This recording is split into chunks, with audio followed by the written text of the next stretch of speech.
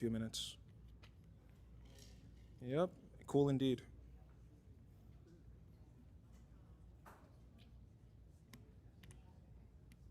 Oh, we're live. Okay.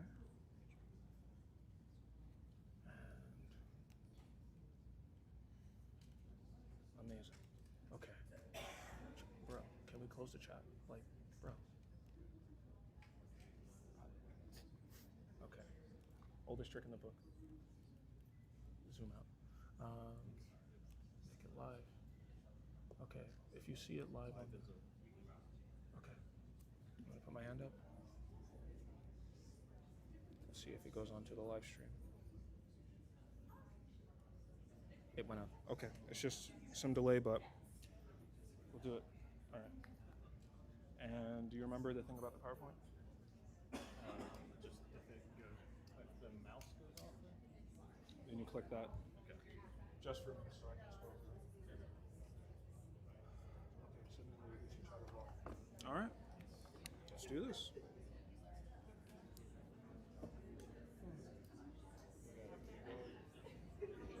All right. Hello. Can everybody hear me? Awesome. We love technology, don't we? It's been a nightmare getting here. Welcome to the Data Center Town Hall. We have been a little bit disappointed by the city's response to the data center discussion nationally. So we felt like in order to get the information out about what's going on, we would host our own town hall because there has not been an official city one so far. So thank you all for coming. Thank you to all of the groups who helped out, Marietta Blue, COB Progressives, we clap for everybody. COB DSA, A Better COB, which is the group that I'm a part of.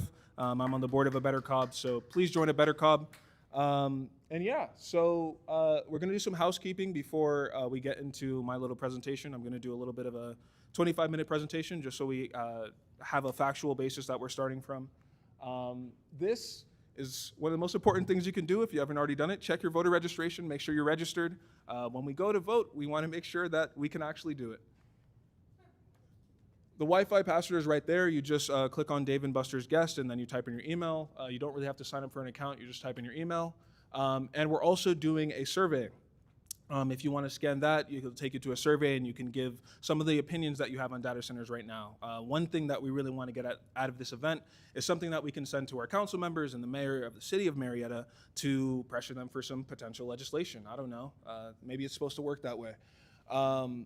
And this right here is the QR code where you can find all of your city council members if you live in Marietta city limits. And the mayor, I recommend you guys go and text or call them or email. They are relatively responsive. They couldn't be here tonight because there is a special called city council meeting tonight. We did not plan that maliciously, it just happened to be that way. But I'm sure they would love to hear from you. This is just basically a little bit of an agenda. And okay, now we're getting into the presentation. The biggest question that people ask is what is going on right now. Even in my short lifetime, I'm 25 as of a few days ago, I have not seen technology change at such a rapid pace over such a short period of time. And it raises the real question of like, what is going on? It seems like nobody has the answers, even our elected officials who we're supposed to count on to know what's going on. So as you know, there is a massive data center build out going on across the entire country right now. Seems like we wake up every day and we're seeing crazy headlines about data centers that are gargantuan in size being built in all places throughout the entire country. So first thing that we want to start off thinking about when we have this discussion is, what is a data center? You will have a lot of people try to delve into semantics when we talk about data centers. So for the sake of this presentation, let's define what a data center is. This is the Wikipedia definition. I'm not going to read that. That's more of a nerdy definition. In basic terms, data centers are the backbone of what we do on the internet. This slide is hosted at a data center somewhere. The live stream is coming from a data center, as you all know. So what's the difference between this and the new data centers that are being built? People oftentimes, when you come to city council meetings, you try to speak out for yourself, developers of these projects, they will tell you, well, where do you host your family photos? Where do you host your files? It's all at a data center. You're a Luddite. You're somebody who is against technology. What they're not telling you And what is the real reality is that these data centers that we're building now are not the same as the ones we were building 5 years ago or 10 years ago. These are fundamentally different because, for the sake of simplicity, for this presentation, maybe don't go repeating this because it's not 100% accurate. For the sake of simplicity, think of data centers in this way. There are AI data centers, and then there are all other data centers. AI data centers use significantly more power than the data centers we were building a decade ago. We measure power of data centers typically in megawatts because they consume so much power. And when you have 1,000 megawatts, you have a gigawatt. So sometimes if the project is truly massive, you'll see it measured in gigawatts. A gigawatt is 1,000, I already said that. A gigawatt is 1,000 megawatts, and 1 megawatt is enough power, roughly, to power 1,000 homes. And of course, that comes at a cost. So this list is basically going to run through all of the big things that data centers have in terms of negative impacts on communities. So CO2 emissions, that's one of the big ones. And when we think of data centers, it's not necessarily the CO2 emissions on site. It's the fact that we don't have enough energy to power these data centers, and we're having to build new infrastructure to power them. So the CO2 emissions are increasing because when we build new power generation, a lot of the times right now it's coal and it's gas. Georgia Power is building out, I believe, 10,000 megawatts of new power generation by 2030, and 60% of that is going to be coal and it's going to be gas. Noise. Computer components get very hot, and in order to cool them down, we typically use fans. So you can think of a data center with a whole bunch of computers in it where you're using fans to pull away that heat. And there's some other stuff associated with data centers that causes noise, but that's one of the big noise generators. Cost of power upgrades, that really goes into number one. So when we're talking about building new power plants, we're talking about building this new infrastructure. A lot of the time, somebody's going to have to pay for it. And when you have a company like Georgia Power, there is no guarantee that a for-profit company is going to toss you a bone and not increase your power rates. Even though if they say they're going to put downward pressure on your rates, it's not a guarantee, it's just a statement. Potential, and that goes into potential for increased utility costs, of course. Water usage, depending on the area. There are different types of ways that you can cool data centers. Some of them don't even use water, they use glycol, basically like giant antifreeze going through the data center. You'll hear that called a closed loop system.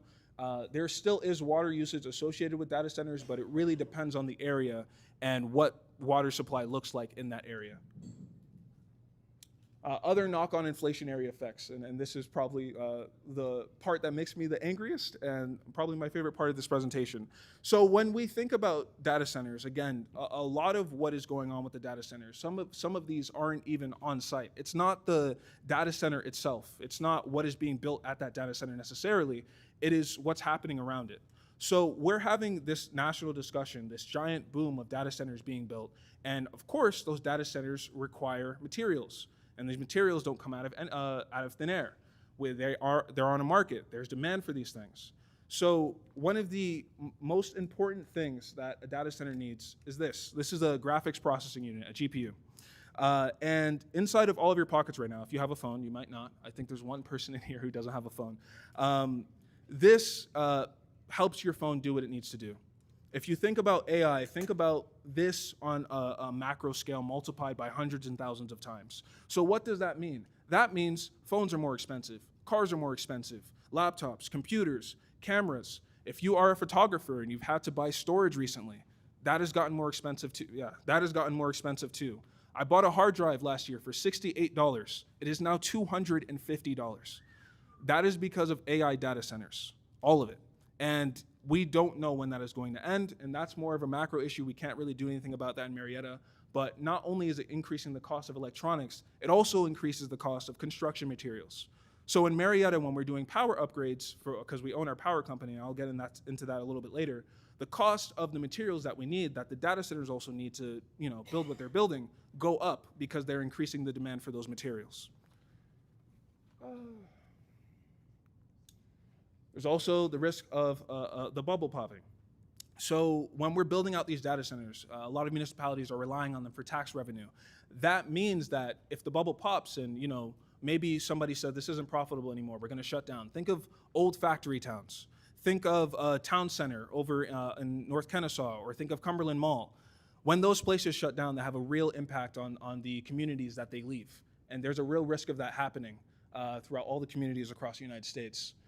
Not many jobs remain after a data center is built. This is an argument that I hear sometimes from developers, that it'll bring jobs, but it's not really true. I personally am an IT professional. I don't come into the office. You don't need to come into the office. Everything that you're doing when it comes to this technology, almost everything that you're doing can be done remotely. So if we're talking about a 30-acre data center or something, 40 jobs, maybe 50. And it's not like a Walmart where you're bringing in a huge amount of people to do a specific thing. So we've gotten through all the costs, all the ones I can think of. I'm sure many of you have many more. But we also have to talk about the benefit, because when we're in these rooms having discussions, I've noticed that we have all of these complaints, which are valid. But when somebody comes up with a point, if we don't hear what they view as a benefit, there's no way for us to address it, if it's correct or if it's not correct. So I'm playing a little bit of a devil's advocate here because I don't agree with everything on here, but let's run through the benefits. So potential for increased tax revenue. This one is real. Data centers are coming into these communities and they are providing them with more tax revenue, especially in rural areas where they're massively losing revenue.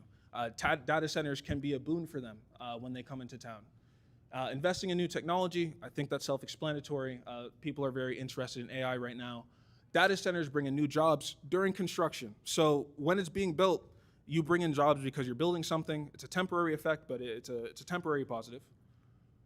AI is good at specific tasks. So if you're thinking about something like programming, or you're thinking about data analysis, or advanced pattern recognition when it comes to diagnosing certain diseases, those are certain things that people could say, hey, if it can do that, what if it could get better? What if we could keep investing in this technology to make it better?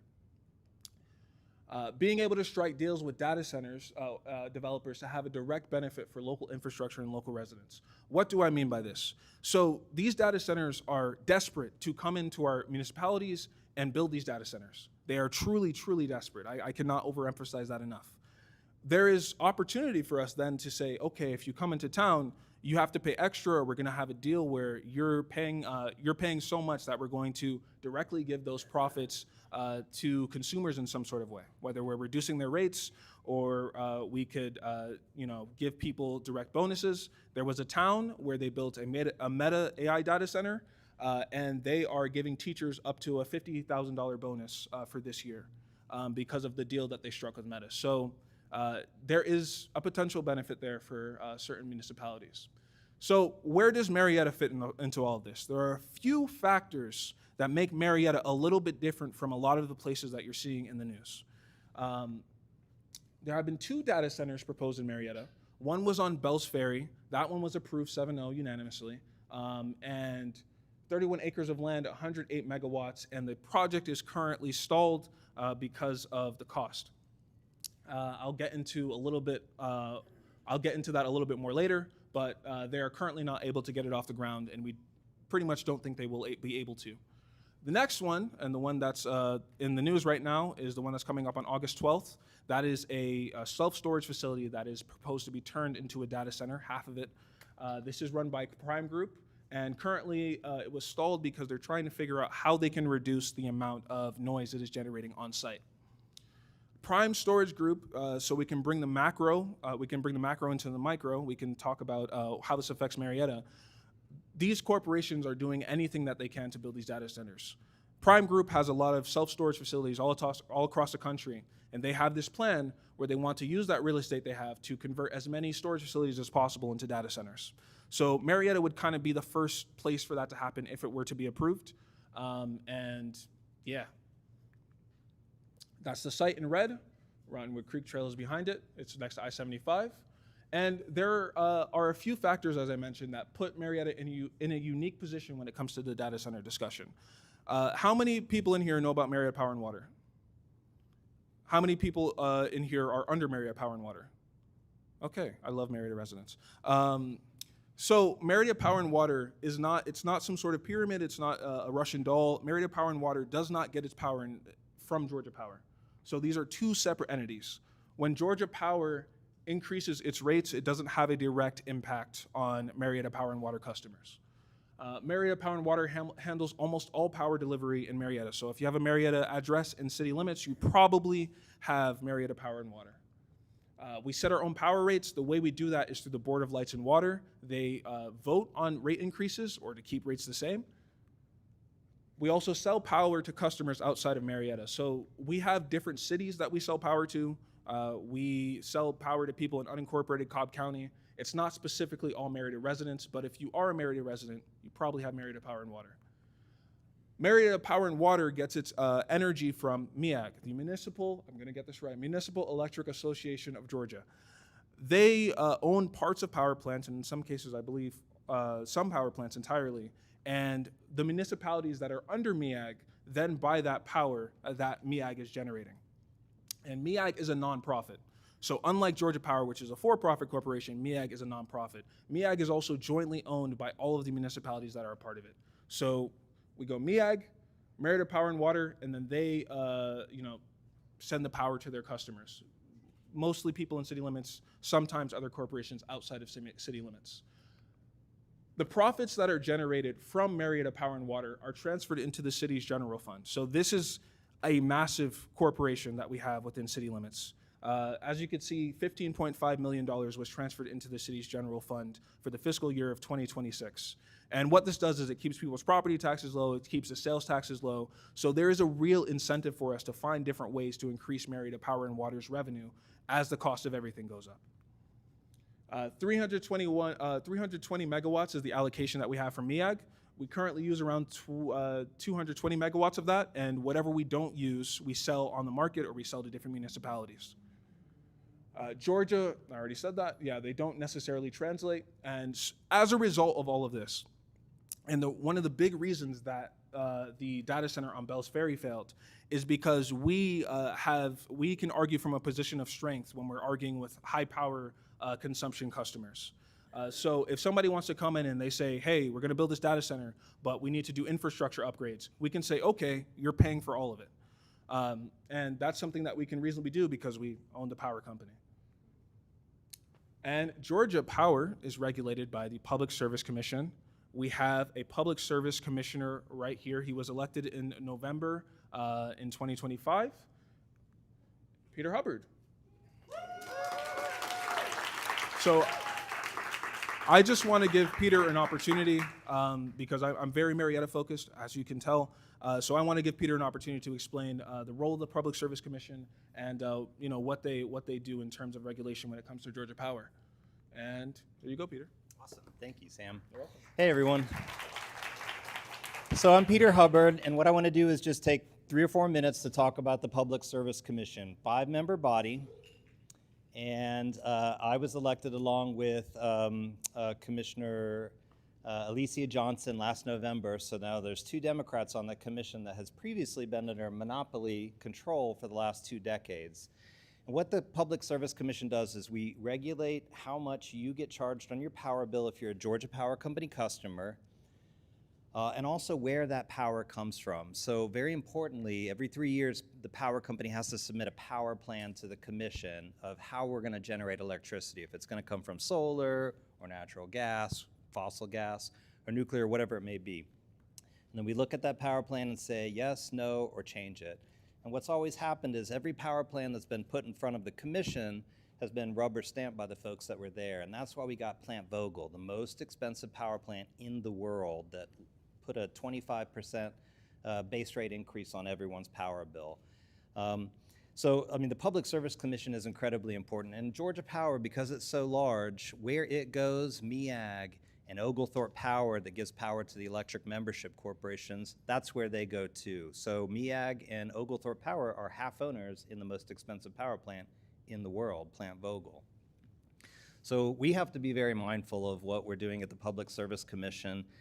And while I'm happy to say that the behavior is starting to change there at the Public Service Commission with respect to Georgia Power, they're not quite being as greedy as they have been in the past, but they're simply motivated by the profit motive. I mean, they are there to maximize shareholder return.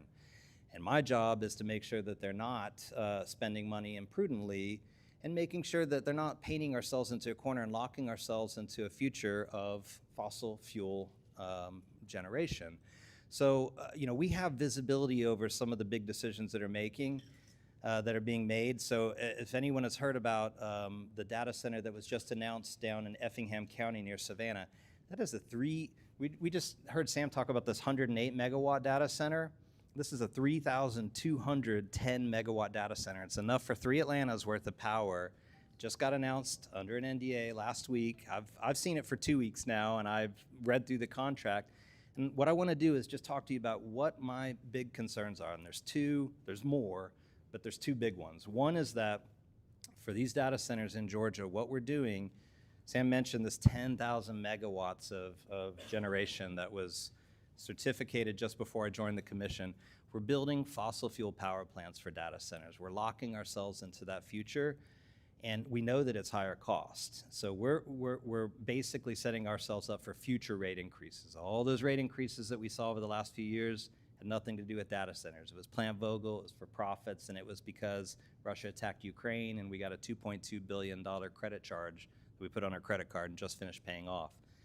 So we're building fossil fuel power plants for these things, which is terrible. And also, I think one of my chief concerns is that these are long-dated contracts that are being signed, but they can get out of them. And they can get out of them before these contracts are over. And what that means is that if we build a whole lot of resources and the data centers don't come as advertised, if that bubble bursts, or if we build them, they show up, but they don't stick around for the decades needed to pay off the mortgage, we're going to get left holding that. So it's a little frustrating to be on the commission and all these decisions that were made just before I joined. I don't have the votes yet to change it. It's part of the reason why we need to elect Sheila Edwards this November, so that we have a 3rd commissioner and we have a pro-consumer majority on that commission. And we will. Because Sheila and I are here talking about these things, and it's important to get the information out to you all so that you can be informed, and then you can take that to your county and city commissioners and say, this is the price. If they want to come into our community, then they need to pay the price. And I'm just not convinced yet that the data centers are paying their fair share. So my job as a commissioner is to bring light to that, to try and fight for a better deal for us. And I've got my work cut out for me, but that's what the Public Service Commission is, why it's important. If you care about a clean energy future, if you care about lower power bills, if you care about data center accountability, that is what we do. And I'm working my hardest on that, but I need some support, and that's why I'm here to talk to you all and answer questions. So thank you, Sam. Thank you so much, Peter. I know municipal stuff can seem boring, but I find it way more entertaining than that. So thank you, Peter, for explaining that in such an eloquent way. I have 5 minutes. We're going to do it. We're going to. What has Marietta done in response? We have done a 6-month data center moratorium until January 1st. So right now is when we can have the discussion about what is going to happen after January 1st. There is no guarantee of anything. The city has not said they are doing anything else. There is just a 6-month data center moratorium. Where does that leave us? What policies can we implement to protect ourselves, especially on a municipal level? These are not and, some of these are or. We can ban all data centers within city limits. That's something we can definitely do. I personally don't think that's unreasonable. We can regulate data centers. That's obviously an or. And there are a bunch of different ways we can do that, different things that we can do. Banning hyperscale AI data centers. So the data center that Peter Hubbard brought up near Savannah, we wouldn't have that, or the Bells Ferry one, that would be considered a hyperscale AI data center. Requiring data centers to use renewable energy. They don't necessarily generate CO2 on site, but some of them have diesel backup in case the power goes out. So we can make it so that they use batteries for backup, they have solar, etc. We could set a tax on data centers that goes to upgrading grid infrastructure. So if they come in, we tax them extra. Profits from data centers can be paid directly to consumers in some sort of way. I mentioned that earlier. We could set a cap for the amount of power a data center can use, so that kind of goes into banning hyperscale AI data centers if it's over 20 megawatts or if it's over 10 megawatts, whatever we want to set that limit at. We can also do a special land use permit, which is whenever a data center comes up, you have to then go in front of council to get it voted, and then that's the only way it can be approved. But what I want you all to remember above anything else that I've said tonight, whatever happens next is up to you. I want you to be informed and have as much knowledge as possible so you can advocate from a position of strength. I am sick and tired of us showing up to city council meetings and somebody thinks they're the smartest person in the room and says, these people don't know what they're talking about. Do you even live in the city? It's ridiculous. We care about our community. That's why you're here tonight. That's why people have showed up to these city council meetings. So whatever comes next after January 1st or whatever in the future, it is up to you. And it is also up to these elected officials who are going to elect in November, which we are going to get into. Oh, one last thing. I hope I'm good on time. Check our sources. Don't just believe what I say. This is all of the links that I used to inform my presentation today. And next we have Nikki Porcher, who is running for Georgia Labor Commissioner.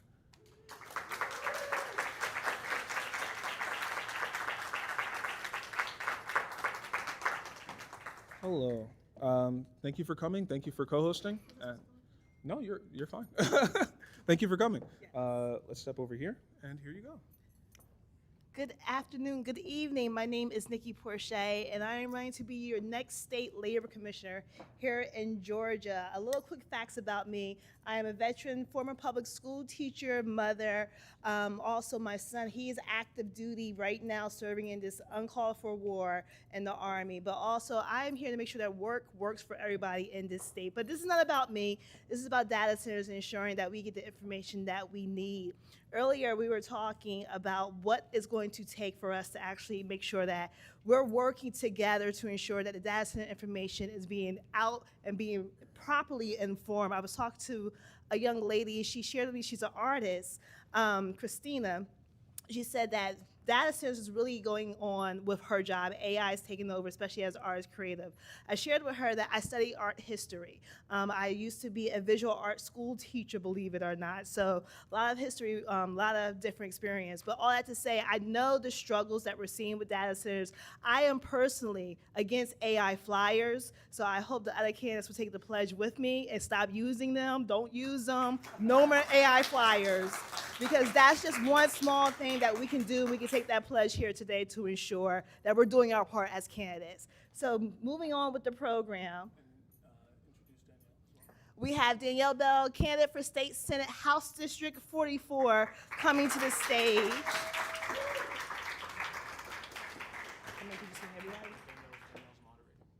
And she is our moderator. Danielle, if you would please stand up for the people, let them see you. She is our lovely moderator.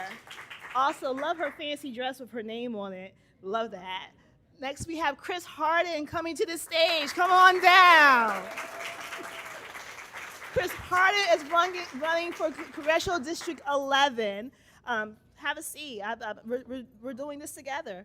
Yes. Next, Chris Harden has a video message, but he's here in person because he said no more AI, no more data centers on my watch. I'm showing up live and in person. Are you supposed to be saying something about this map? Play the video. Gabrielle Sanchez, come on down. Gabrielle is fighting for working families and you're currently state rep. Where are you state rep at? House District 42. How many House District 42 people do we have in the building? Make sure you say hi to him. Cumberland, South Marietta. So if you're not familiar with him, make sure you know him before the night is over. Next up, this is his area. Okay. Oh, I see what's happening now. Okay, it makes sense now. Okay, the map is where he represents. So if you live in this area, he's your guy. All right. Is it he pronouns? I'm sorry. He's your guy. Next up, we have Lisa Campbell for Georgia. Come on down. Lisa is representing District 035. That's right. Yes, if this is your area. The Slither. Thank you so much. How many House District 35 do we have in the House?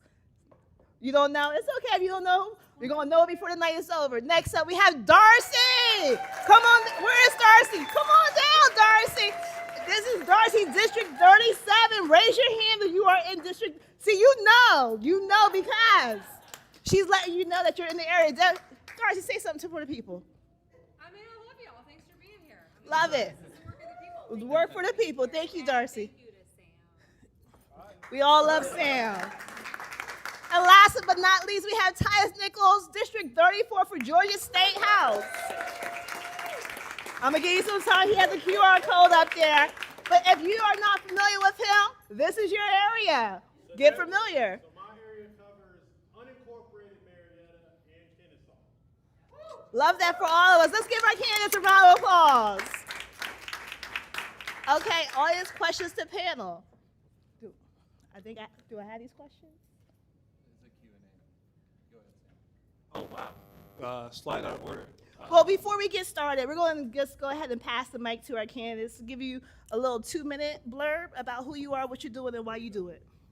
Well, thank you, Sam, for having me. Thanks for everybody showing up. My name is Chris Harden. I am your Democratic nominee for you United States House of Representatives for Georgia's 11th congressional district. And and I'm running because I'm worried about the American dream. I'm worried that it's not going to be there for future generations, and it's one of the things that the reason why I'm standing here. For those who don't know, I grew up in a trailer park in North Georgia, and it's the American dream that allowed me to go from a kid from a trailer park to an attorney. It's what allowed me to go from sweeping floors at Peterbilt in 9/11 to a business owner and a father and a husband now. And I see so many times that there's a lot of people throughout CD11 that are doing the right thing. They're busting their ass, and only the corporations are getting the profits. And I believe that the American dream is for everybody, not just for those who can afford it. And make no mistake, the American dream is on the ballot in November. So join me, and let's do something different together. Thank you. Hello, everybody. I'm State Representative Gabriel Sanchez. I represent House District 42, which you just saw earlier, Smyrna, Cumberland, South Marietta. I was elected in 2024 by defeating a entrenched centrist Democrat incumbent in the 2024 election, and became the first Democratic Socialist ever elected in Georgia legislature.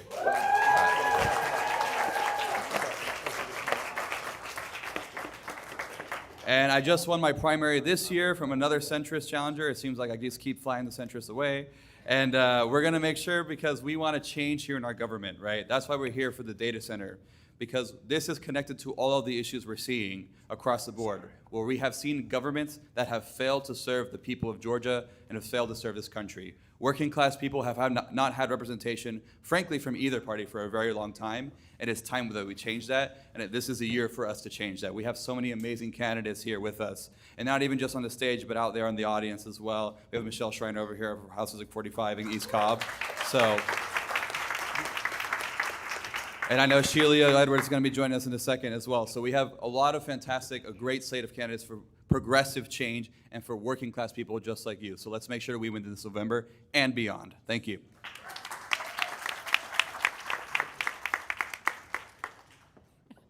I'm getting hand signals here in the front row. My name is Lisa Campbell, and I'm so proud to be serving you all in House District 35. I believe serving in the state legislature, so making the laws for the state of Georgia and the House of Representatives, we have two main roles. One is to listen to our constituents, to represent your needs, your voices, your desires, your hopes, your dreams. That's why I'm here tonight.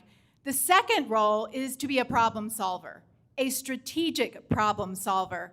And so that's what I bring to this role, with a background, 30 years of a professional experience helping very large organizations, sometimes global organizations, solve challenges, solve problems. And so tonight, I'm very eager to understand, how can we take your needs, listening to you, and develop a whole of government strategic long vision for helping those dreams come true. Helping those dreams come true with data to solve problems like our healthcare crisis. How many of us don't have health insurance anymore? How many of us are dealing with chronic illness and having a hard time affording our medicine? How many of us have children we can't afford to pay for childcare? So many of our biggest issues can be solved. We have the know-how, we have the time, we have the technology, but we need a plan to solve those problems. I'm done. That's why I'm here tonight and excited to work for you. Hi, good evening. My name is Darcy Castro. I'm your Democratic nominee for Senate District 37. Thank you so much.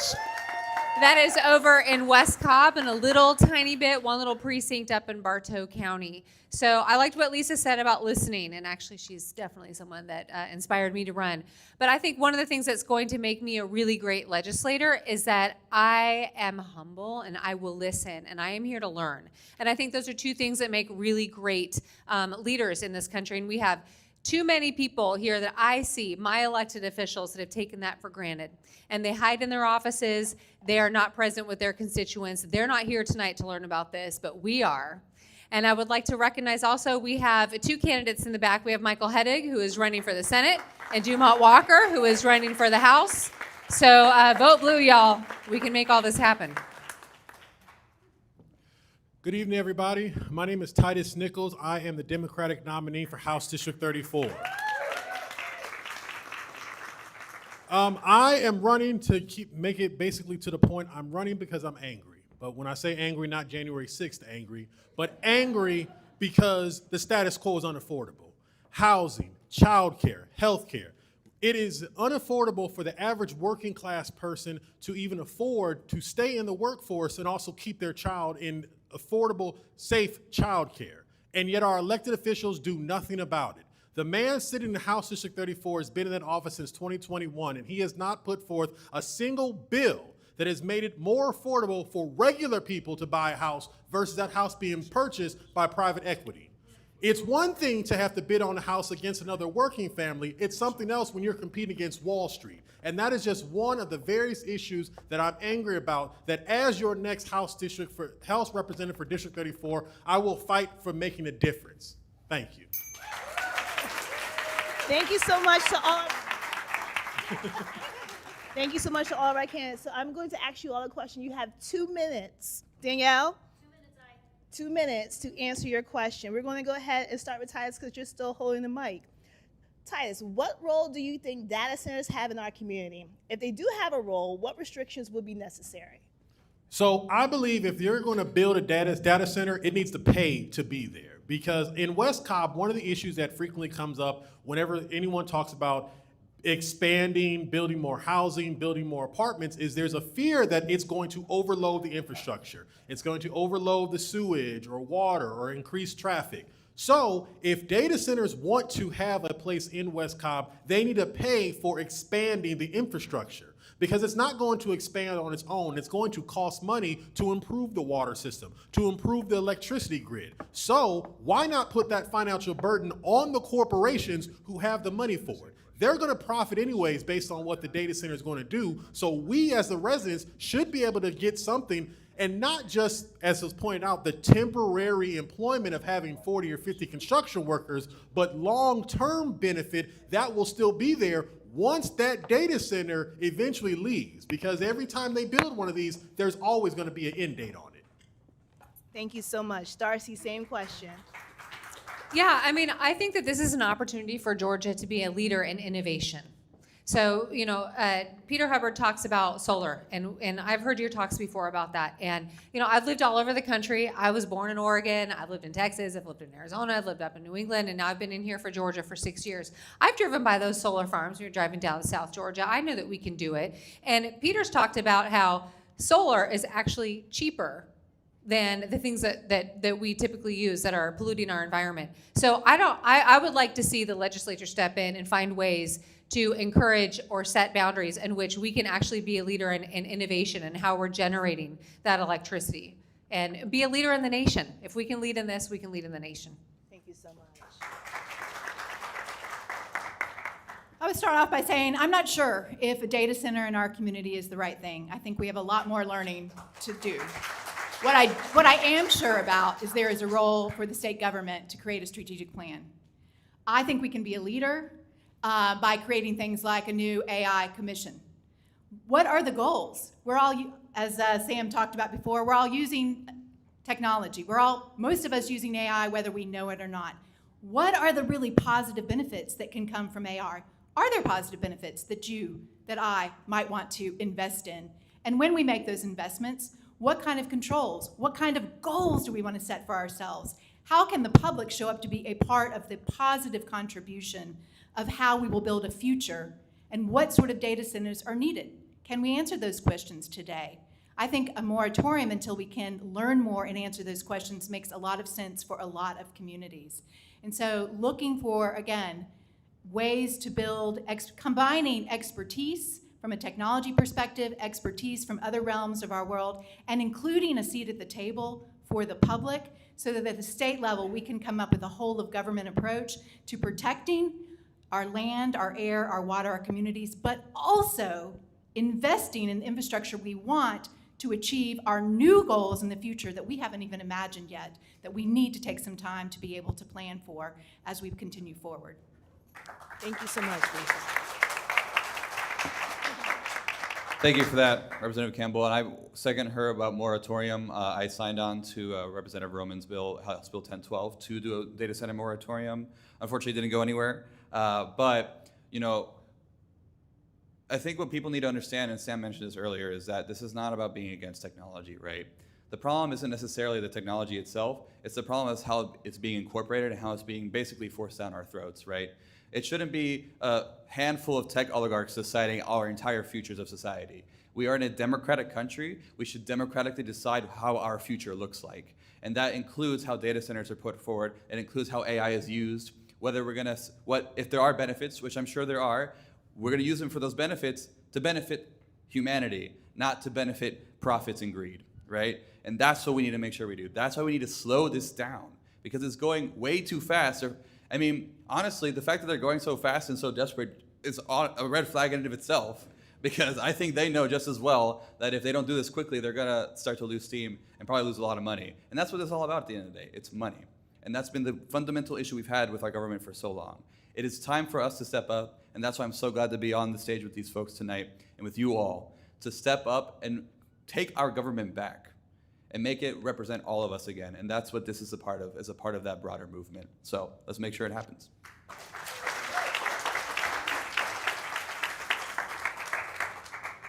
So I'm in a unique situation because I'm a federal candidate, and that means I have 5 counties, and each county looks at this data situation differently.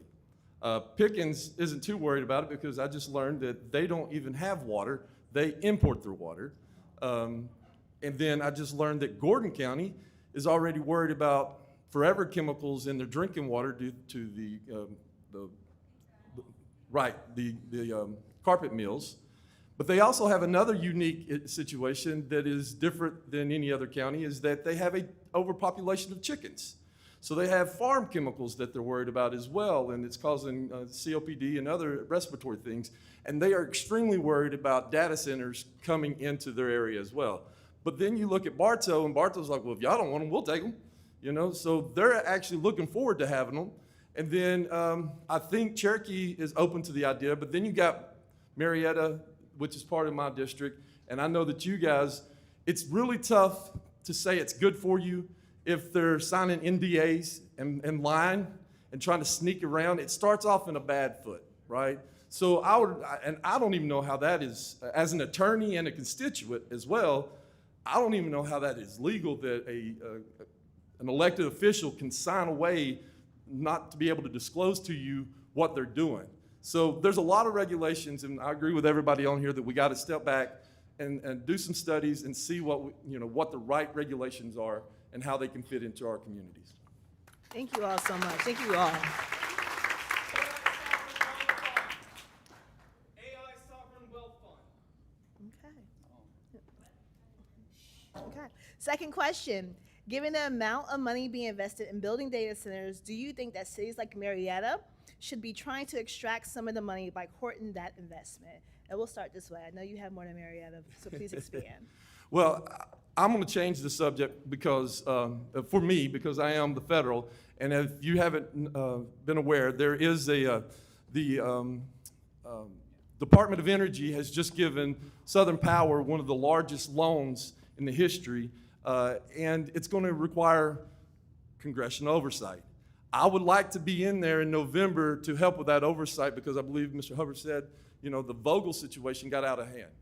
And I think there was congressional oversight on that as well. So, I know a lot of this is going to be local. It's going to be your counties and your cities, and that's where y'all are going to need to show up and make sure that they're not sneaking things around. But on the federal side, I want to make sure that they're not wasting all of our tax money, because that loan, that largest loan, is still coming from us. So if they can't pay it back, that's still our money supplementing another industry.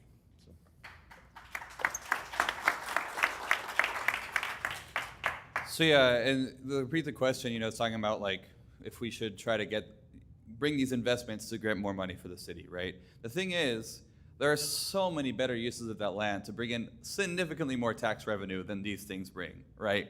They're talking about the other data center, the Bells Ferry one, bringing in like $70 million in revenue. They could easily build literally anything else and bring more revenue than that. So, because it was over a 10-year period, by the way, 70 million. So, it's ridiculous to even think land is such an important and finite resource that cities have, and to use it for something that is empty, that employs like a dozen people and doesn't bring much benefit. Like, I don't understand why they would waste away their land like that, right? We need to make sure that we're doing things that are actually in the benefit of the community. There's a lot of different things that we need to be doing in our cities to ensure that we have more walkable cities, safer cities for pedestrians and bikes, making sure that it's actually a place you want to live in. There's so many different ways we could use our land. And actually, a very important fact about the data center that they're proposing, where the storage unit is, the city of Marietta staff actually recommended against this project because they pointed to the plan, the 5-year plan that Marietta made previously that said they wanted to convert that area into a more commercial regional use. And that's not what that is. And so they said they recommended against it, and they're still trying to put it through. So clearly, this is not something that's beneficial for the community. And so we need to really think about what we're doing, not just now, but 5-10 years from now, about setting up our communities for success, long-term investment, and for that something that actually benefits everyone in the community, and not people who are going to come in the future and buy up all the homes and kick out the current residents, but things for the current residents that live there.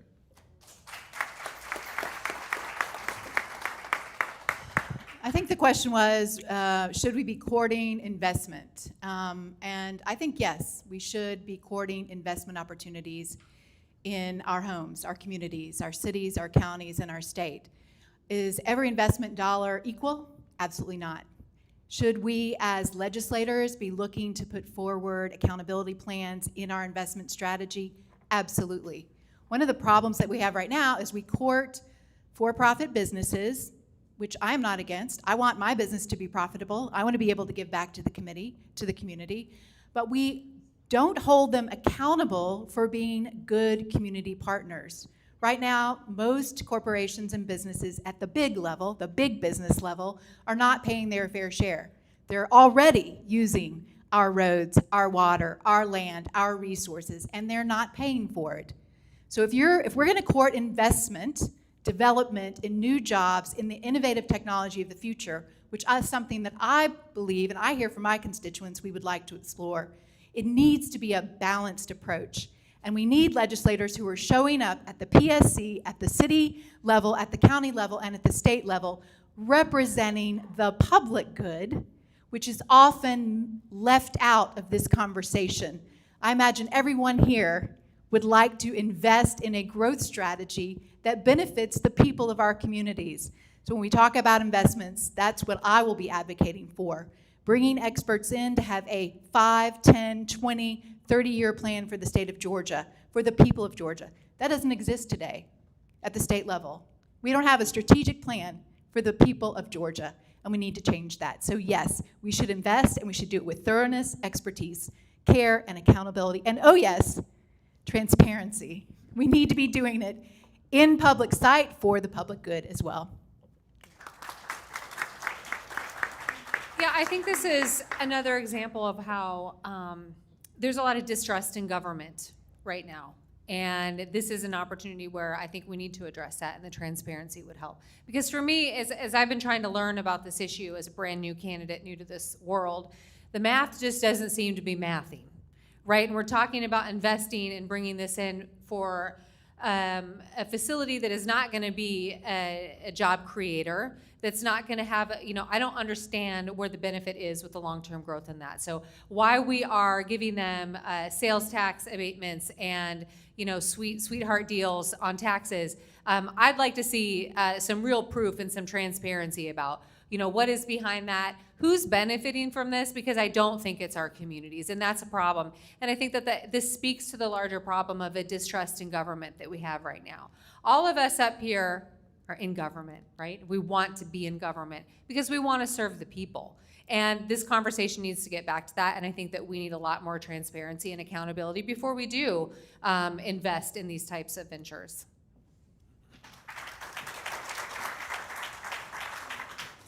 So I'm a lawyer, so I'm gonna give a lawyer answer. Yes, but. So to answer the question, yes, but we need to know what is it they're actually paying for, because like the old saying goes, there's no such thing as a free lunch. And as has been said on the stage, there needs to be a 5-10 year transparency plan so that we understand what exactly are they paying for. Because they could give us all the benefits up front, but what about 5-10 years from now when technology advances and they no longer need a 30-acre facility, and then they pull up stakes, and now you have that giant building just sitting there taking space? Who's gonna take it over? What's gonna be done about the land that it's sitting on? So it can't just be a situation of big corporation gives Marietta money and then we agree to let them build their facility. There needs to be a 5-10 year plan saying, okay, what's gonna happen with this facility in the future? What are you going to do in regards to being a good member of this community 5-10 years from now? Commissioner Peter talked about Plant Vogel in Augusta. I used to live in Augusta. And Plant Vogel, if you are in that area, you know Plant Vogel has given so much stuff to the community. But in exchange, Plant Vogel has driven up the cost of everyone's electricity. And so it goes back to my original point of what is it that they're going to be paying us for, and how long are we going to have to pay the cost? Or is it something where we can have transparency, there can be accountability, and we can know exactly what is going to happen 5-10 years from now, so that we're not stuck looking at an eyesore over on Bell's Ferry. Thank you. There will be time for questions from the audience, so please, there will be some. Last question, though, and Tyus, since you have the mic, we'll start with you. What would you do to make the process of data centers approval more transparent, since that's our word today? I think what we're doing now is having a moratorium is good. As Gabriel said, slow things down. Anytime a corporation wants to ram something through very fast, it's because they know something that we don't. They know that there's some type of deadline, there's some type of financial cliff looming, that if they don't get all the contracts signed, all the approvals from the various governmental entities, then they're gonna miss out on something. So we keep the moratorium in place and we bring in experts to evaluate what's gonna be the 5-10 year effect of whatever particular data center that wants to be built here in Marietta. Because once our government gives the green light, you can't go back on it once the contracts have been approved. Thank you.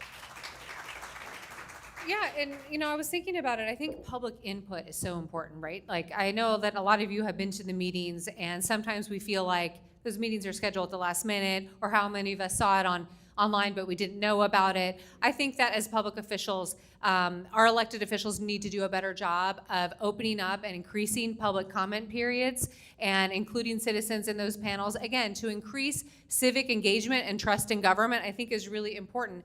But if they would treat us all like community partners, I think that would go a really long way in helping us to understand and to work together on what's best for the community. Because at the end of the day, the government is supposed to have our best interests at heart, not the power companies, not the for-profit corporations. It's supposed to be for the people. So show us that. Show us that by making this more transparent, by getting us actively involved in the process.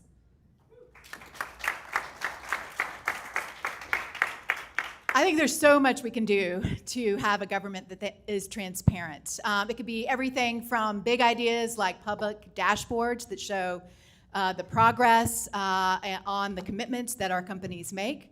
But it also is in the details, right? When we start thinking about accountability, if we're going to hold companies accountable for making good on their promises, what is the frequency of that reporting?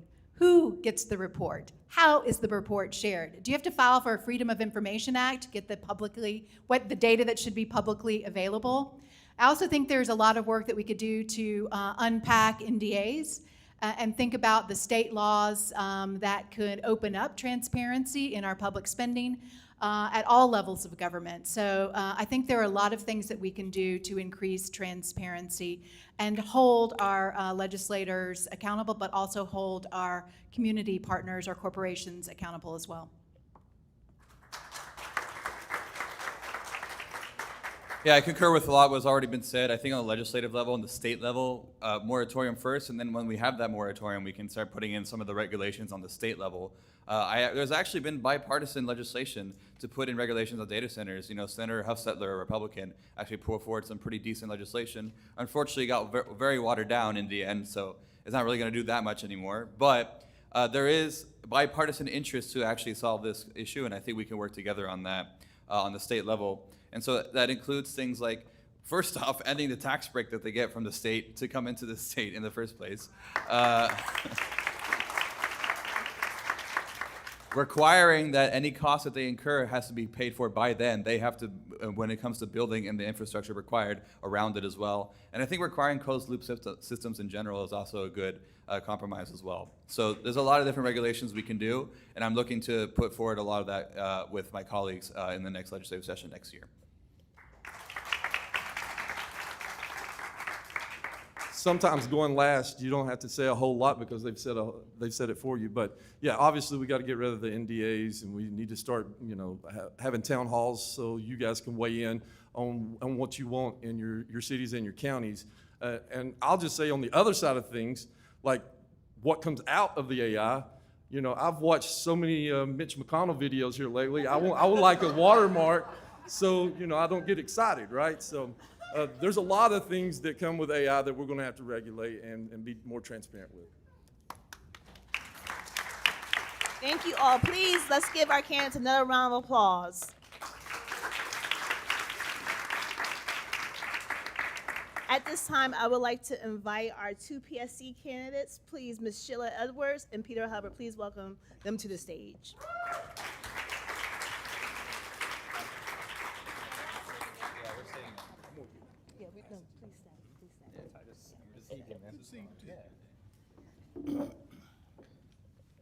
And also remember, we will have questions from the audience at the end, so please put your thinking hats on. I see the brains working out there. 8 minutes. Our PSD candidates will have 8 minutes to answer each question. We'll start with you. No. I was going to say that's a long time to be up here. Okay, they'll have 2 minutes. I was wondering. I was like, that's a long time. Okay, but all right then. Mr. Hubbard, the Public Service Commission has approved Georgia Power's build-out by 10,000 megawatts of new power generation. What role do you believe the Public Service Commission has in making sure the cost of that infrastructure is not passed on to the customer? Such an important question. So right before I joined the commission in December, with lame duck commissioners, they approved 10,000 megawatts of new power plants almost exclusively for data centers, about 6,000 megawatts of gas-fired generation, 4,000 megawatts of batteries. It's an enormous amount. It's basically 10 Atlanta's worth of power is what they're proposing. What we have to do is, first of all, I think, as I mentioned, we don't need to be building expensive resources. They're already selecting for things that are more expensive than the solar and battery storage that is lower cost right now. But they've already pushed these through. So what I'm trying to do is, I already fought in February. We didn't have the votes, but we tried to reverse that decision because we knew it was a bad decision to begin with, but we didn't have the votes. So now what I'm doing is, I'm hoping that by the time the next round of power projects that they're bringing. Right now, they're actively looking for the next big slug of power plants, another 6,000 megawatts. I expect it's going to be purely fossil gas. And so that's why we need someone on the commission in February to help vote with me to turn that down and say, no, go back to the drawing board, go back and let's go for the clean energy resources that we know we need. But as far as putting the costs on people and making sure those burdens don't fall onto you and me and our shoulders, first thing is don't make the bad decision in the first place. And the second thing is just to make sure that we have consumer-focused folks on that commission who, when it comes time to pay that bill, then we can basically make that adjustment. 2028 is the first chance we'll get to adjust everyone's rates and make sure that data centers are actually paying their fair share. So that's what we've got to do. We've just got to have consumer-minded folks on that commission who are minding the shop and who will put those costs back on those who are causing them. And so that's what we've got to do. Thank you. Yep. Same question, please. Well, I yield to the expert. And I'm not kidding, the subject matter expert. I had the opportunity to travel to Savannah with Peter, and it was an education because he's a very smart guy, and you can pay me that 20 later, but he knows this stuff inside and out, and I'm looking forward to working with him and following his leadership. I've attended a number of different meetings and have asked or seen the vote go down and expressed my frustration, is frustration of folks in the room that the Republicans keep voting against good legislation, good information that Peter's putting out there. And, you know, the one thing that Peter said to me is, if we're able to get this third vote, we can go back and revisit these things. We can go back and have new conversations. And so it's imperative that you all get out and you vote in November and vote for your own self-interest. And I'm telling folks, you know, take people to the polls with you, but take your utility bills with you. So if you go in the booth and you're waffling as to what you should do, look at that bill, and it will tell you you should vote for your own self-interest, the interests of your families, of seniors, of veterans, the people that matter in our community. Thank you. Thank you. And just to piggyback that on voting, I know we go top to bottom, but I'm challenging you all to go from bottom to top. The lower the ballot on the race is, the closer to your pocket. So these state house, these state congressionals, our PSC, our labor commissioner, the lower it is on the ballot, the closer it is to your wallet. Oh, I apologize, you back there too as well. But the lower it is on the ballot, the closer it is to your wallet. So if you're like, I don't want to start from the top, reverse it this time when you're going to the ballot and go from the bottom to the top, because you know who you're voting for at the top. That's easy. But making sure that you're voting the whole damn thing. Second question, Ms. Edwards, we'll start with you. What role do you believe that the commission has in the discussion of data center regulations? Well, I think that they have a main role in leading the discussion. I know that Georgia's been had open doors for all the data centers to flood into our communities. We've enticed them to come into our communities with different types of benefits. But I think the discussion needs to be had at the PSC level and has to be done in conjunction with the state legislature, because a lot of the things that are going on are pass-throughs that they've allowed the PSC and the Republican side of that to be able to pass on to the consumers. I think Georgians should hold their elected officials accountable. I think they should be, you know, at the General Assembly beating on some heads. But the problem is that Georgia Power has over 30 plus lobbyists, and they are lobbying hard for Georgia Power. And you're talking about a company, monopoly, that is reporting $1 billion quarter, and that's a billion with a big B, in 4 quarters in the year. And they don't need another dime from anybody. They need to be creating programs to help marginalized communities, to help seniors, to help folks that really need the help.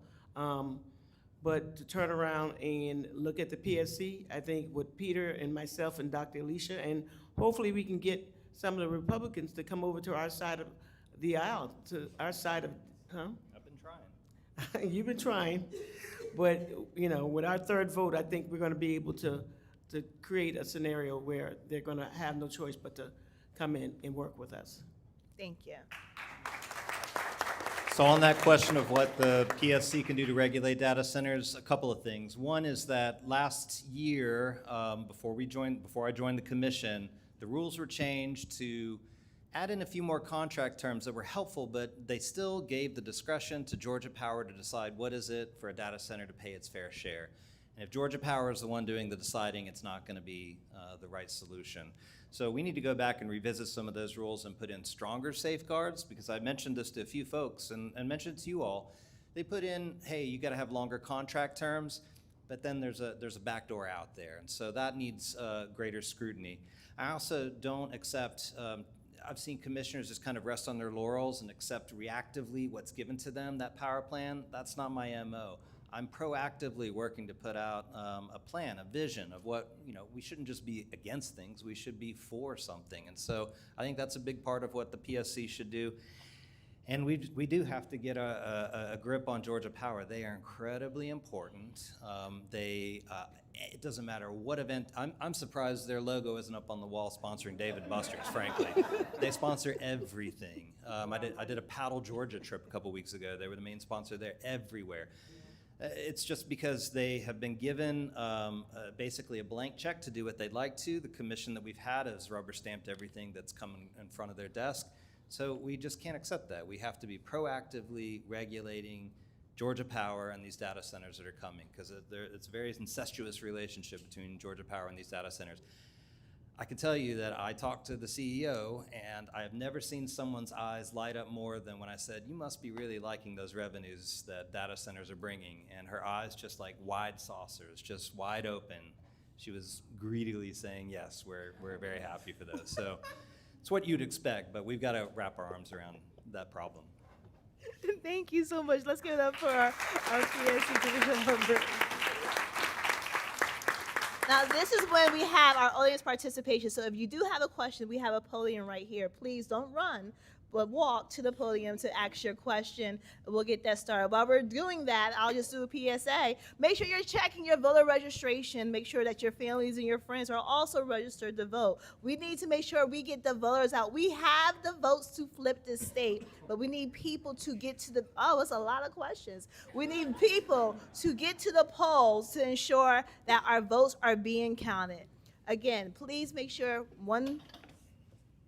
Sam's not here to regulate me, but Okay, I'll go. go ahead and ask the question, but please make sure we're asking a question. Next slide. Okay. Just so people don't get confused.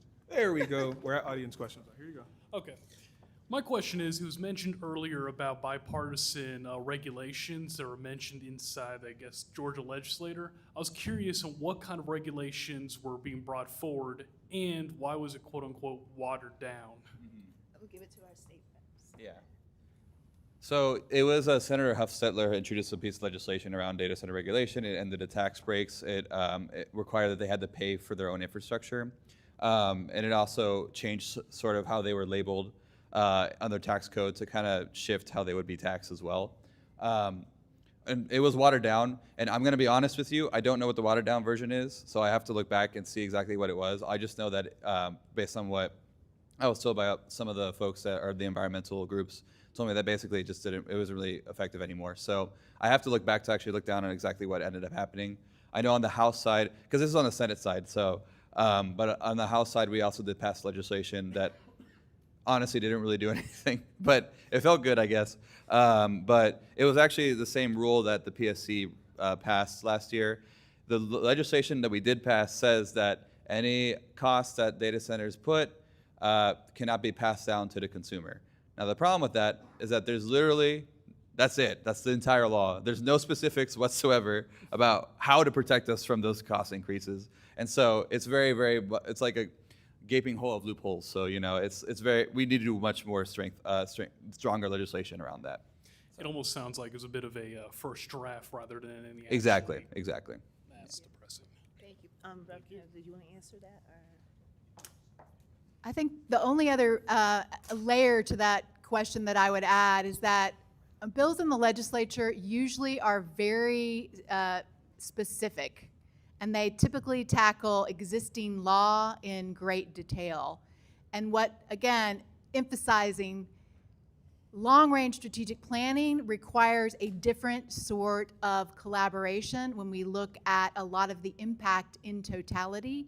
So as we continue to think about how we can make these changes, I hope what you'll begin to see are study committees that actually put actionable plans out there when we think about the impact, not just the tax implication for one part of the revenue equation, but all of the financial implications when we start to think about the growth, the development, the maintenance, and as we talked about, the life cycle of a lot of these plants, and a lot of the variables we don't know about today. So I urge us to be thinking about it, yes, as specific pieces of legislation, but also holding your legislators accountable for that bigger picture thinking and those more strategic long-range plans.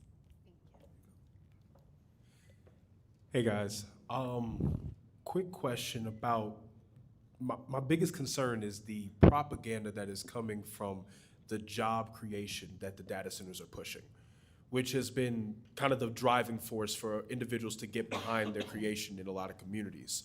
How can we effectively fight against them knowing that this is a temporary job and this is not a sustainable longevity job that someone can have in their community? How can we go about educating people correctly on that? And is there any way we can have legislation to fight against predatory individuals from making these type of positions? Now, is your question Yes. for anyone particular, or? Yeah. Oh, well, I would say I would start with education, letting people know exactly that these are temporary jobs, but that goes with showing up at the meeting so people understand, okay, it's coming here, this is what it's going to be billed, and making sure that we are hiring Georgians for these jobs. A lot of people are bringing their people with them, and there's giving these false promises that we're going to hire when we get there, and then we're going to hire when we do this, and we're going to hire when we do that. But having a labor commissioner who really understands and really cares about working Georgians is how we start that. That's my labor commissioner. Oh, okay. Next question. Thank you. Does anybody else want to touch it, though? Oh. Go ahead. No, I was just going to say, I think this speaks to the job that we have to do of holding our legislators accountable, because we have so many legislators that are so comfortable in their little glass houses and think that they're untouchable. And because of that, they don't do anything to interact directly with us. They're not proactively trying to bring us into the process. I think that's a real problem, and I think that's one of those things that speaks to that, where we need to hold them accountable for making sure that they're allowing us to be a part of that process, and they're actually actively engaging with us. And that means every phone call, every email, every visit to the ropes, you just got to keep doing it. And you also need to send them out, right? We got to elect them out, because we need to have legislators that actually want to work with people and are willing to have that communication and have those discussions. I agree. I think transparency is critical here, and I think there is a lot of misinformation out there about the impact of the immediate jobs with the creation of the data centers. But I would also balance that to say, if we have not identified the problems, the ideas, the innovations we want to solve with technology and with the ongoing use of AI in our future, the impact of those companies that are using the data could be tremendous, and I hope that it will be. And if we are stepping up proactively to help develop those long-range plans, we could look at that picture in totality. Yes, the jobs, temporary or lack thereof, of the data centers themselves, but if done properly, the growth and the impact of jobs across the state for the businesses that are going to innovate using AI, hopefully with regulation and all those things. But again, that balance of, we need both.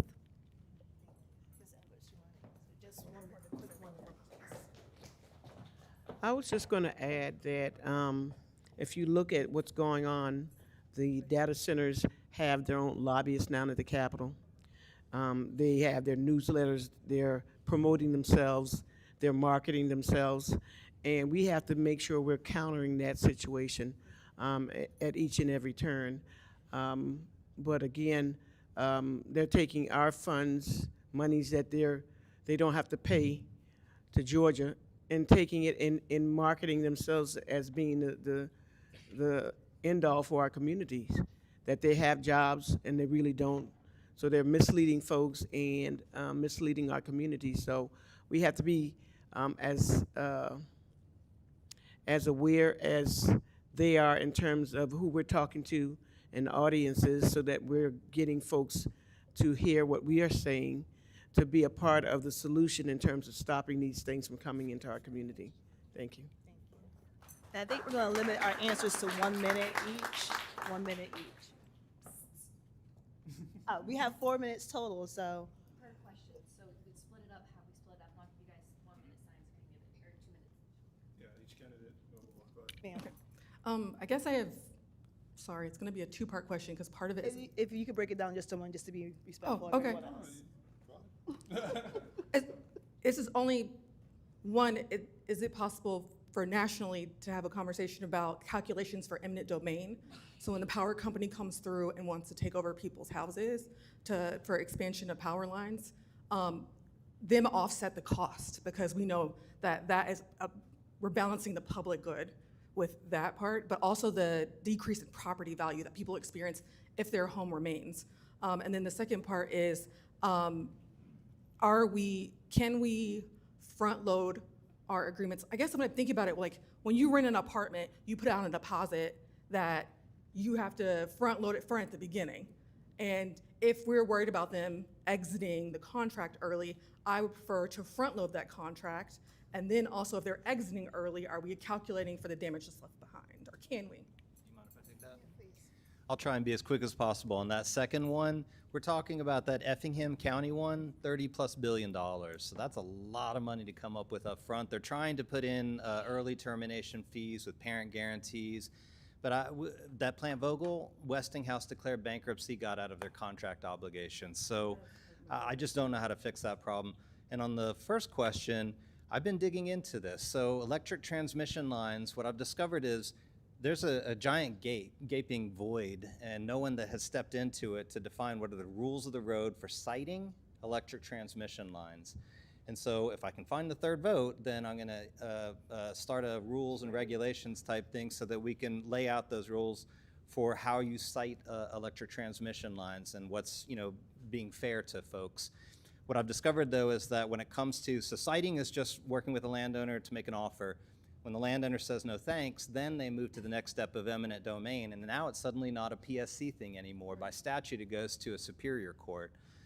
So we're going to need some legislation, I think, if we're going to really wrap our arms around eminent domain. The PSC just has eminent domain jurisdiction over railroads, not electric transmission lines. Oh, go ahead. Yeah, and I'd like to add that there was a time in our country's history where we needed eminent domain to create roads, bridges, those trains, those types of things. Now the placement of eminent domain on any family is unfair. And I speak to the family up in Sparta that had their land taken away for a private railroad. We need the legislature to clean up these dangling things that are out there that people are using to hurt Georgians. Thank you. Sorry, give me 1 second. All right, so I know you guys talked about Gabriel Sanchez talked about maybe trying to get new data centers to be a part of a closed loop system. But this Marietta data center that's coming up is also a closed loop system, but there is something that I am worried about with closed loop system. I don't know if you guys heard about what happened in Cheyenne in Wyoming with the release of a deadly bacteria called Cupria vitis gileardi. And that bacteria is extremely dangerous and had been secretly leaking into the community from the wastewater of this closed loop system that was built without the community knowing. And I believe there has been some extremely bad things to come out of that. I was wondering if there's anything that we can do to prevent this, because even if closed loop systems are our best bet, it doesn't seem like a good thing if that's something that can occur in the community. I think, is there a way to prevent that? I think that goes back to how a lot of the representatives were saying there needs to be more of a moratorium to study this, because as you're saying, we already see what's happening in a completely different state. So that means we know what to look for. We know what problems can be created.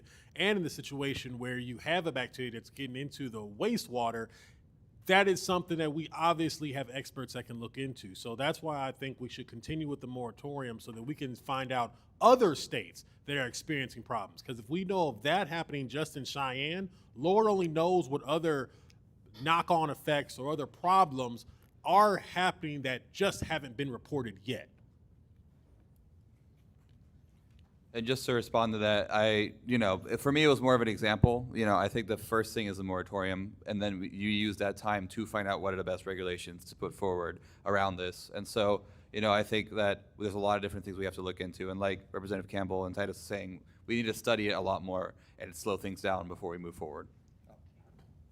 And on a federal level, the current administration's gutting the agencies like the EPA and rolling back all these environmental things as well. And there's something I just learned about a corporate pardon. I know that there was 9 corporations that Trump pardoned. 8 of them had violated the Clean Air Act. So we also need to make sure that we get our DOJ back and the people who are responsible for enforcing those regulations as well. Thank you so much.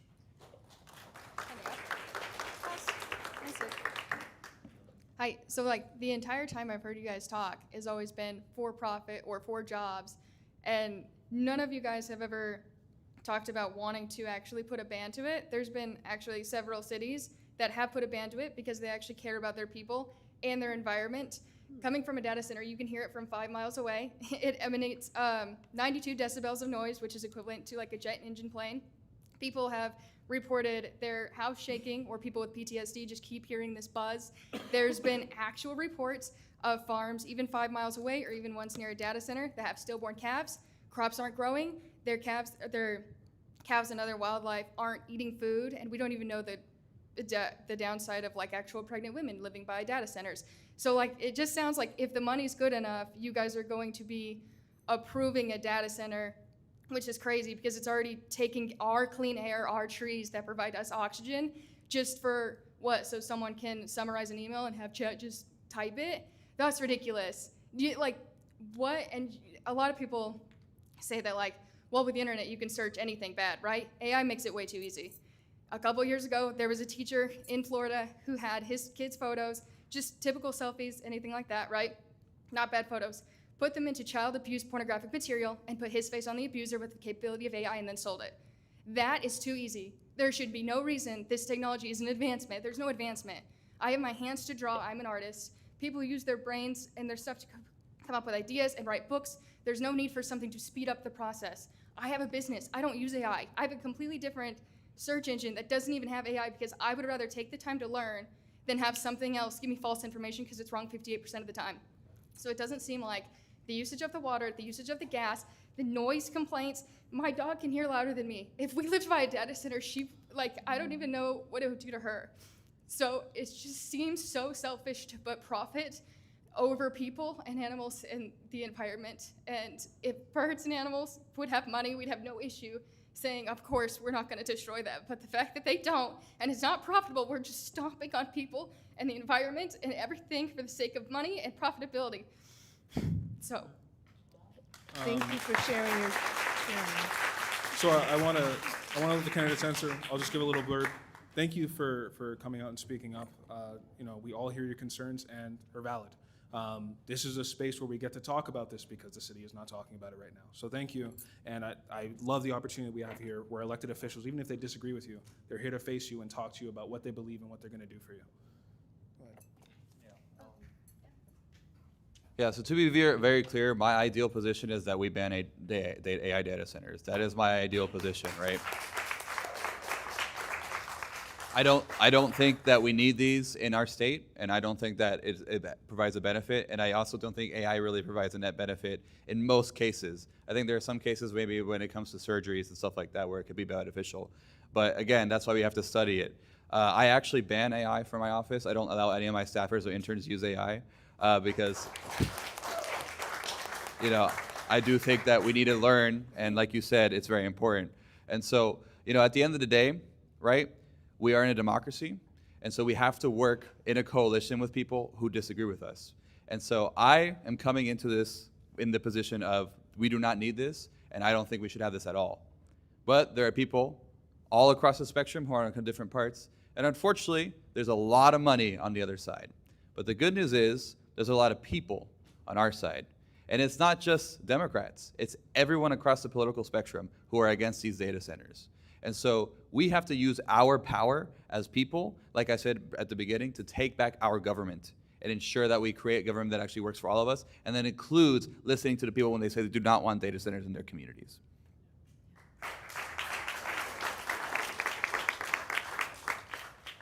First, I just want to say thank you. Thank you for sharing. It's not easy to stand up and speak your truth, and so I really appreciate it.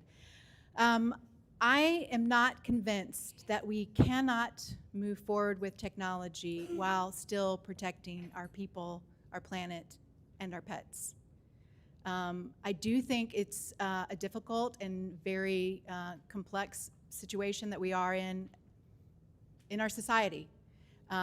There is very unlikely, unless there's a major, worldwide catastrophe, that technology is coming to a screeching halt. And I think that you and I could probably, and everyone in this room, have conversations about places potentially where you think technology might be helping you as an artist. It might be helping you get your art more exposure with a larger audience. It might be getting you access to more people to communicate with. I don't know, and maybe there aren't. But as I think about it as a legislator, those are the kinds of conversations that I'm hoping that we can take forward. I'm going to be taking your feedback with me and everyone in this room's with me for deep consideration.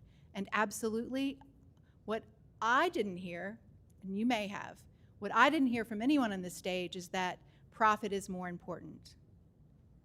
We want to have profitable businesses so that the businesses can stay in business. And even nonprofit organizations need to be profitable, meaning that they're not wasting or losing money, so they can stay running and functioning for the people that they serve or the people that they work for. So I do believe there is a way, but it does require us to have these very important conversations methodically and bring in the experts to understand and anticipate proactively what are those harms that could be happening. How can we protect? I believe when we didn't have roads and we started the railroads, right, and we didn't fly and the industry was deregulated so more people could fly, there were dangers that were on the horizon.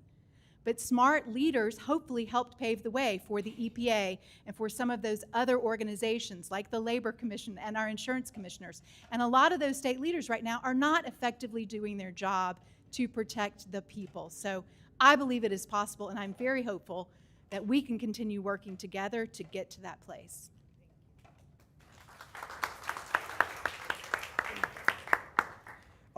So I'm here to present what I feel like is probably going to be one of the more difficult questions you're going to face tonight, specifically as people who are members of the Democratic Party, right? Just 2 points I want to bring up. Everybody here, we recognize the power that we have. So there's 2 things, right? We need to avoid being captured and addressing the complicity of the party. So we need to avoid being funneled into a party structure that also holds responsibility for this newest wave of mass surveillance and repression. We have to think about how our senators voted for the Lake and Riley Act, which allowed for this wave of ICE raids. Keisha Lance Bottoms also originally proposed Cop City. Largely during the Biden administration, party leaders in our state were silent about the efforts to suppress the Cop City petition.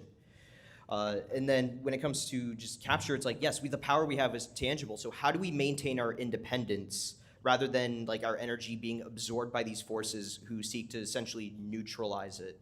It's positioning, the Democratic Party right now is positioning itself as an ally to our cause, but this push was, the groundwork for it was being laid under Biden, because one of the last executive orders that Biden signed was fast-tracking these data centers for AI, including the opening of federal land for development. At the end of the day, Silicon Valley still owns both political parties as well as a lot of the land that these data centers are being put on. It's not just the Republicans that are owned. So once we're in power, once the Democrats are in power, the party is going to try to tell us to be silent or accept the compromise after they're no longer in power. So how do we maintain the power that we have beyond just the midterms? I don't want to interrupt you. You get to keep going. How many questions do you have? That was it, actually. Okay, I wanted you to either ask them all that. You're okay. Yeah. And I guess I want to restate it because it's a little bit long. Are you saying how does this citizen-led movement not get captured by the interests of corporations? Yeah, essentially, just what I'm concerned about is that right now, ultimately, the party that you're still running in is still captured by corporate interests. So how do we avoid being captured by that and just essentially being told to be quiet about the data centers once this is no longer an issue that people run on politically? Thank you, Hudson. I think the best way to respond to that is to quote President Obama, don't boo, vote. Like that's how you prevent the powers that be or whomever from silencing the anger that everyone's feeling in this room. And I think it's also a geographic issue because of course the anger is going to be louder in, say, in Representative Sanchez's district versus in the West Cobb. Well, a lot of people here might live in East Cobb, but you have relatives and friends that live in West Cobb. Educate them. Let them know that they need to use their voice and they need to vote, that this isn't just some issue that people in Atlanta or people in East Cobb are focused on. This is an issue that you all have a stronger connection to people all across Cobb County, and you can use your influence to make them realize how much of a threat this issue is. Because I can stand here and talk all day until I'm blue in the face, but it's totally different when someone's nephew, someone's daughter, someone's friend is saying, hey, this is going to be a problem. Have you thought about how it's going to affect you? Maybe you should reach out to your representative, or maybe you should research into this issue because it's bigger than just a bunch of young people complaining about it. It's going to affect everybody. I just have a few words I wanted to share with you too, just to give you a little bit of peace of mind. So yes, I am a new candidate. This is my first time doing this, but I am in very much a competitive race that is a flippable seat that has a lot of attention on it. So I want to let you know, like very honestly, no one at any point from the Senate caucus, from donors, from anybody that has reached out to me, nobody's ever come to me and said, you need to do X, Y, Z, or this is the party's position, you need to fall in line. Actually, it's been quite opposite. When I met with Senate leadership, and a bunch of us did, as a matter of fact, that's something that came up. Are we going to be expected to vote with you every time? Are you going to pull us in a room and tell us what to do? And that's not what happens. I mean, honestly, I kind of thought that's what did happen, but it doesn't. They actually want you to have a diversity of voices, and that was so affirming to me, as knowing that like I can be a Democrat in that room and not have to toe the line, that you can always vote your conscience and do your own thing. But I think this also speaks to what you're talking about, corporate interests. Like, we need to talk about Citizens United. Like, that really speaks to that issue. We need to have a real discussion. The Move to Amend group does a really good job doing that. But, you know, I think that goes back to that deeper interest, because when you're talking about us being bought by corporations, you're really talking about massive fundraising that's going on at some higher levels and really affects us at this level. But I would say we need to repeal Citizens United, and that might address your issue.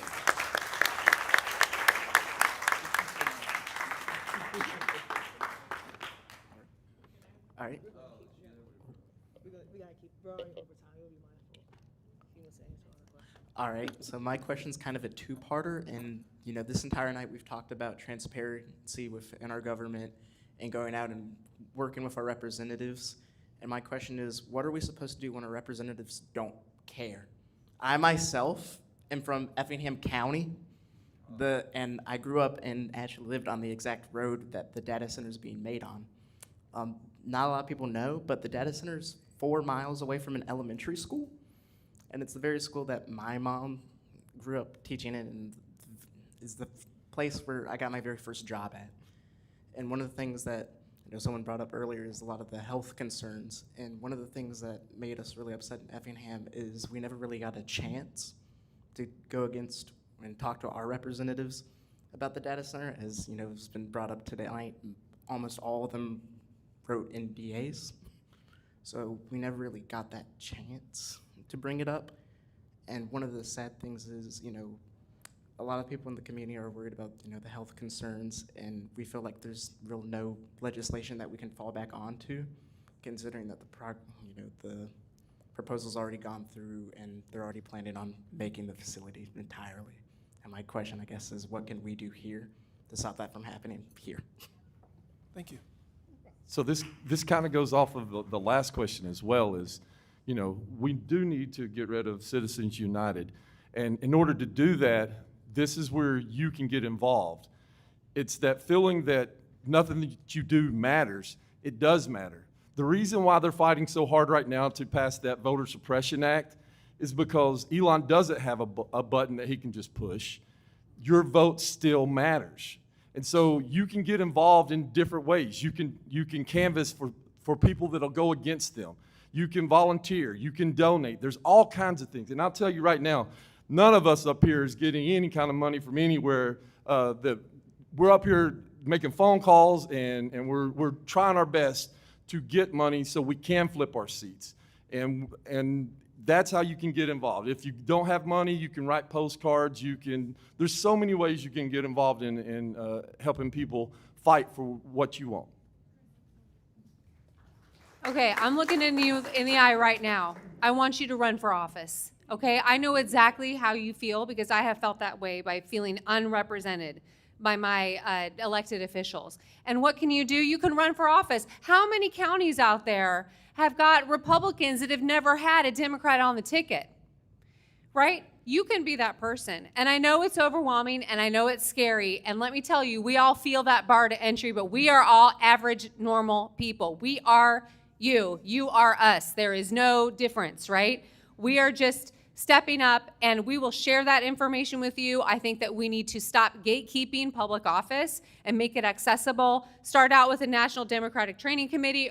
There's so many places where you can go for free training, but I would encourage you, even if you don't think you have a chance in heck, you still need to put your name on that ballot because other Democrats in your area need to know, or other than Republicans, need to know that there are people that care enough to go out there and do that. And we need to empower everybody to do that. I think it is so critical. So don't count yourself out from that.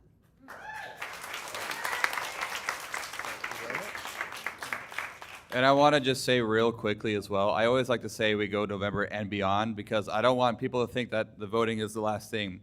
You have to make sure that after you vote someone in, they actually do the things they tell you you're going to do. And that means all of us as well on this stage. You got to hold us accountable once you elect us. Because that's how we ensure that it continues to go that way, right? Come to the legislature, come to the city council meetings, etc. And honestly, if you have an agitate, this Marietta thing, we didn't go to a meeting that had the data center on the agenda. We just picked a random meeting and just showed up and yelled at them, bro. Like, you don't have to go by their schedule. If they already approved it, then agitate. Just go to a city council meeting, get hundreds of people there, and just yell at them until they do what they tell you to. That's what we're supposed to do.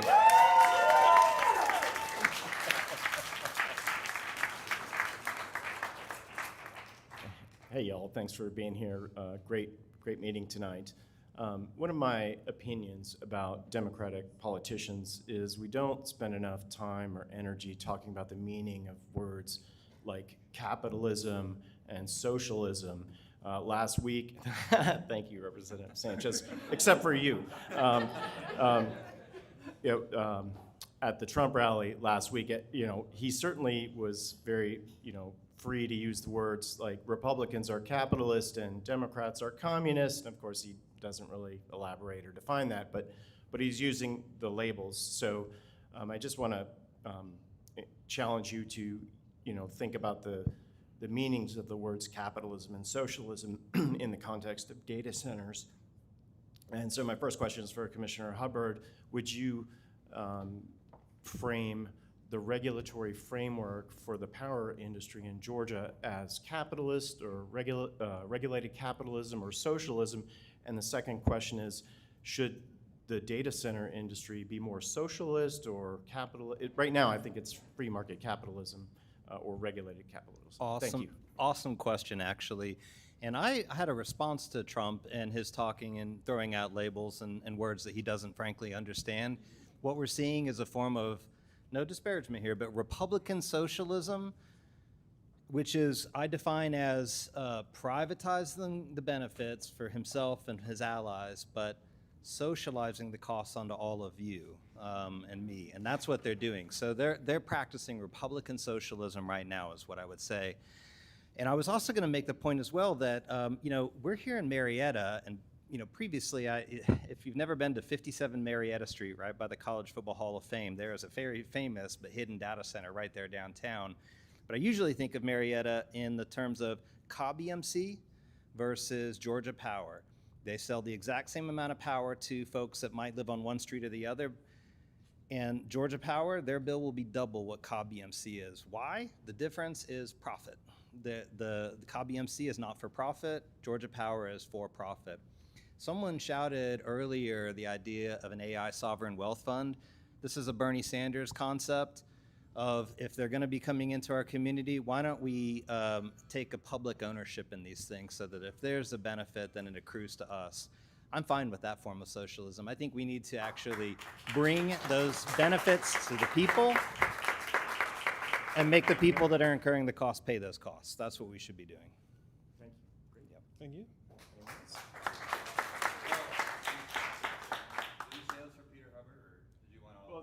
Anyone else can add on? Sheila, did you want to answer? Or you sure? Okay. Well, as a Democratic Socialist, you know, I think that, you know, when it comes to labels, right? What I found out as someone who knocks on doors and organizes, at the end of the day, people don't care as much about labels as they care about what are you going to do for them and how are you going to fight for them, right? And so I don't go up to a door and say, hi, I'm Gabriel the Socialist. I go up as, hi, I want to fight for you to have affordable housing, right? And so to me, I believe in public energy, right? I think it comes from issue to issue. And when it comes to things like energy, which in our modern society, I view as a fundamental right to be able to function, it should be a public service, right? And so I personally believe a corporation like Georgia Power should be a public entity instead of a private one, right? Just like what they did in New York. And so, you know, in my view, a lot of the things that should be common sense is that basic necessities, things like public utilities, things like healthcare should be socialized, right? And so, and then we can have conversations about the other stuff.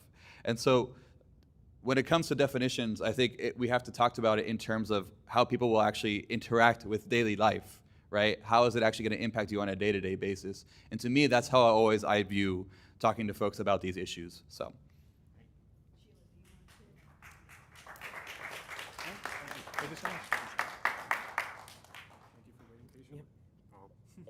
Hi, I just had one question. If any of y'all were willing to like take a pledge to be like a hard stance against an AI data center in Georgia, or at least in Marietta, in y'all's district. Do we just want to do a hands up or hands down? What's the question?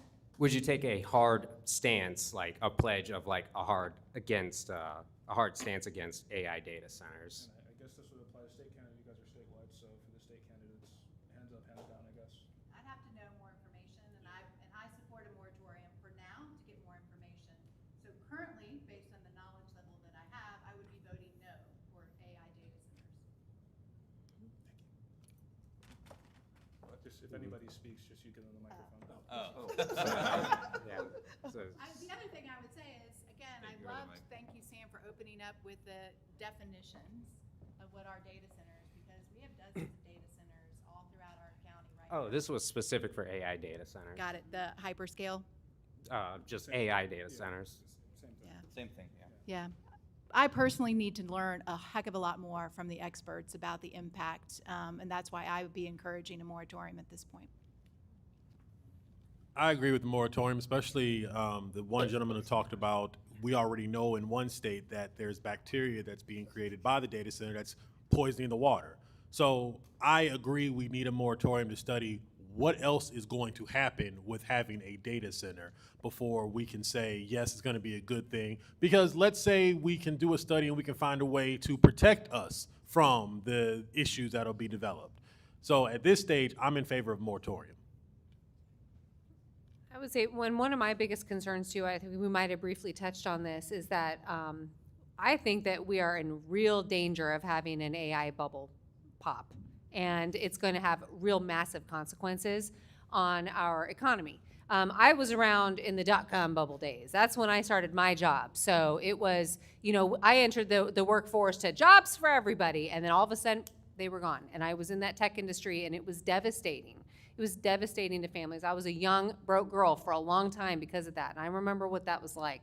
So I am concerned about that. I'm concerned about us hedging our bets and building all of these large-scale data centers for AI for a bubble that most likely is going to burst. And I think with all that information, I think we should just be blanket no AI data centers. So that's my position on it. I do want to vouch for my colleagues, though. I do think that we are going to be able to come to the same conclusion. And so I'm here we're here. And at the end of the day, you know, I know that I have a lot of love and respect for everyone on this stage because I know they're going to fight for you, right? And we need to come together on this as a coalition to do everything in our power. And so even if, like I said, we're in a democracy, y'all. So we have to go in with our maximalist demands and make sure we do everything in our power to get everything we can out of that. Thank you. And I will just challenge, you know, I think you guys thought I was joking earlier, but I'm going to challenge you all not to use AI for flyers during your campaign. I'm very serious about that. As a person who is running, yes, as a person who's running for labor commissioner, also a person who is very passionate about the arts, I do know what AI flyers are doing to our community of arts and our designers and our artists. And I'm just going to ask you not to use, I'm not going to say raise your hand or not, but I'm going to personally ask you, please, please, please employ our art community. Stop using AI flyers during your campaign. Oh, we have more questions. Okay. Mine isn't really a question. It's more of a statement. I've just been in the back listening to everyone on the panel, and to echo the young lady back there with the white T-shirt on, it's just a bit disconcerting to me that the general public seems to know a little bit more about the dangers of AI centers than the politicians, you guys up here. To hear you guys say, we need more information, we need more information. The internet literally has all of the information at the palm of your hands. And to just say, well, let's just wait, let's do a moratorium. It just screams to me what we're seeing on the higher level. What it sounds to me is, let's wait to see what we can get on the back end. That's really what it sounds like to me.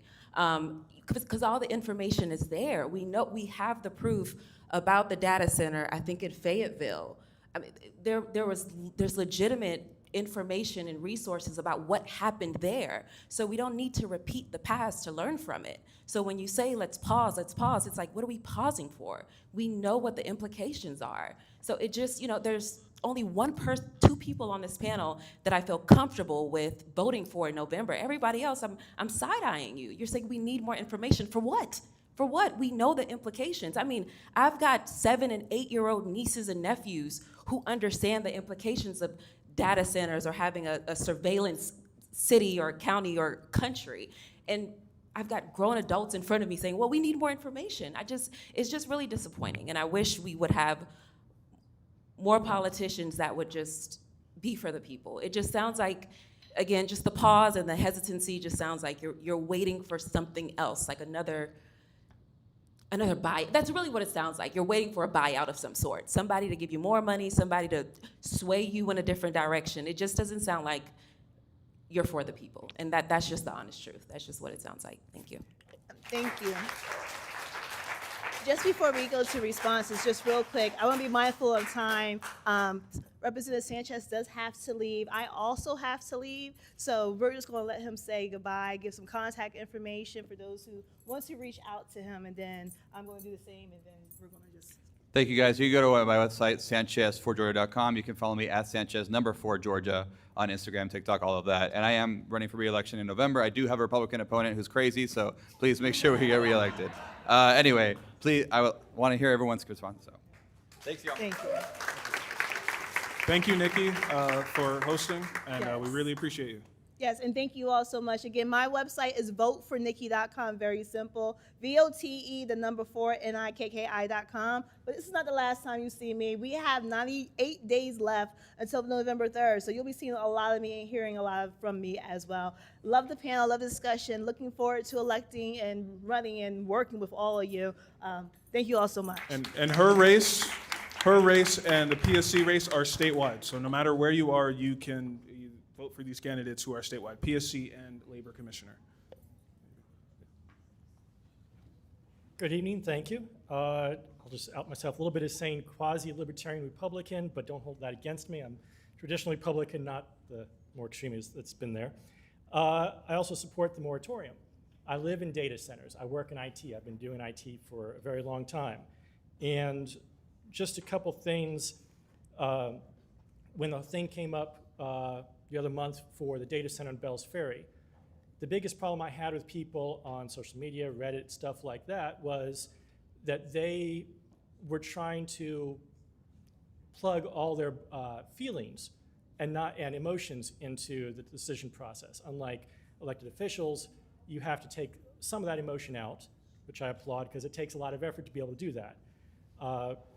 The lady that just came up a minute ago, I think part of the problem is information overload. You guys are you're not full-time senators and representatives. You have other jobs that you're doing and everything else. And each of you has your own strengths. I appreciate that. And there is a ton of information out there, from somebody understanding the medical effects to ecology to building to power distribution to everything like that. A couple other quick things on there. Solar panels. If we wanted to have smaller local government in aspect, get solar panels, incentivize people to build it. That helps reduce the usage of fossil fuel-based power plants. Unfortunately, about 10 years ago, I was at an event with the PSC at the time, and people said, oh, look at this data center, this solar panel farm for a data center. It's going to be like 20 acres.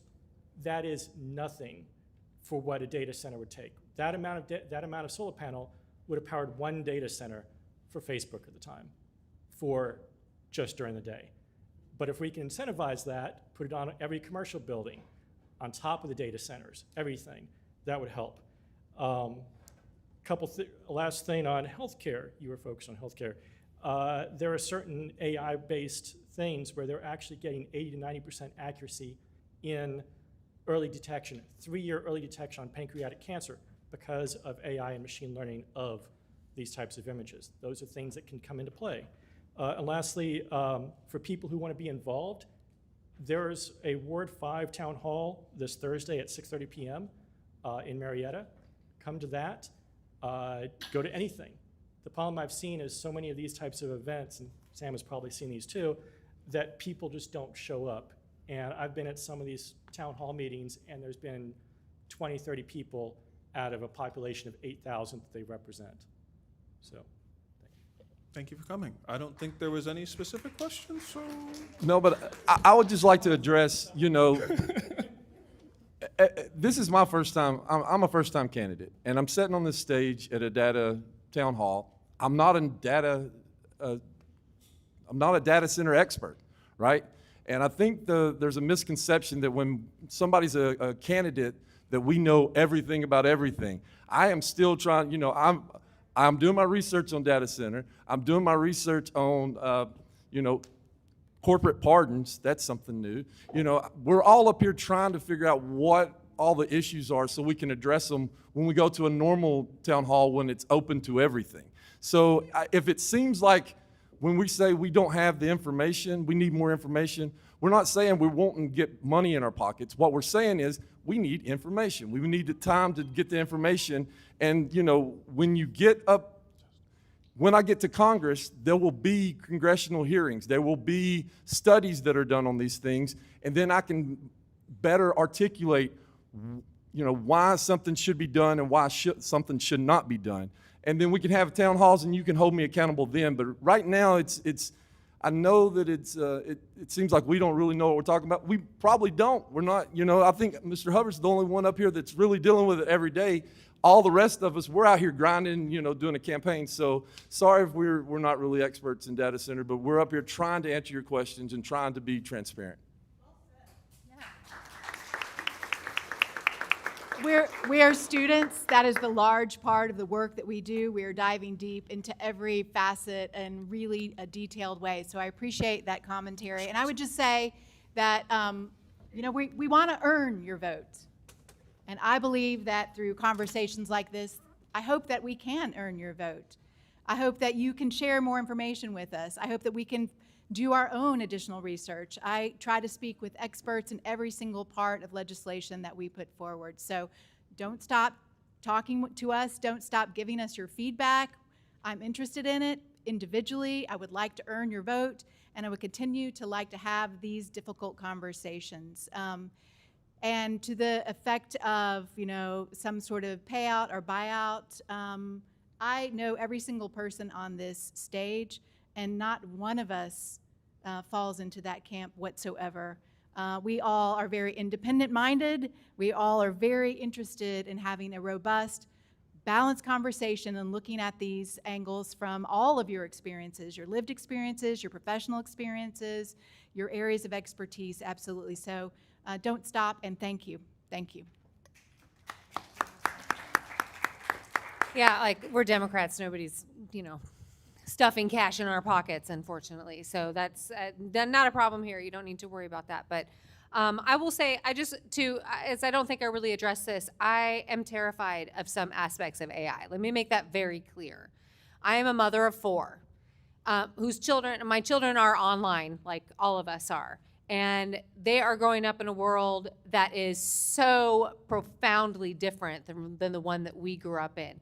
And as parents, we cannot keep up with it. It's impossible. It's impossible. And I have lost faith in our federal government to provide any sort of oversight in that department. And this is, again, where we need to earn back the trust, and we need to get into government. We need to get Democrats into government that are willing to go against the status quo in order to protect our children and our families, and know that regulation is not a dirty word. Like, we need regulation for certain things, right? And we talk about you could bring up any issue, and there is a real opportunity for innovation, but that innovation has to come with regulation. And I'm always going to look at it through the lens of a parent and what my children are going to be exposed to, and the real visceral fear that they have of this world that they're going to be going into in adults, and what automation and what all of those things are going to look like for them. So we have to address that, and that's got to be through regulation.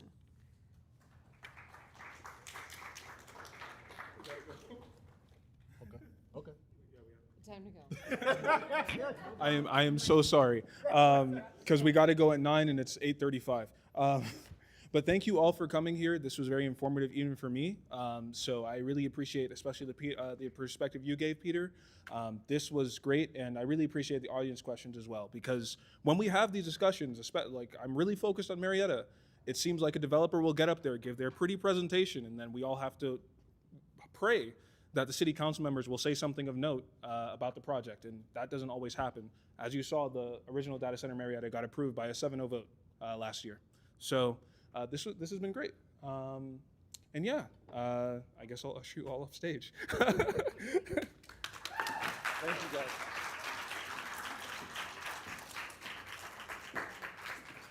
Okay. Once again, thank you to our candidates. This should only take like 5 minutes. I know you all want to go home and sleep, myself included. So this is one of the more important parts that I wanted to flag. Every feeling that you had, we have a little survey that we're trying to do. It should be on the cards that we gave to you with the 4 QR codes. One of them should be for a Menti meeting link. Mentimeter? Oh my God. It should be for a link for that, and you can fill out all the different questions. We're not going to share any of the personal information you put in. We're just asking for your name and address, because a narrative that the city has is that the people who care about data centers don't actually live in Marietta city limits.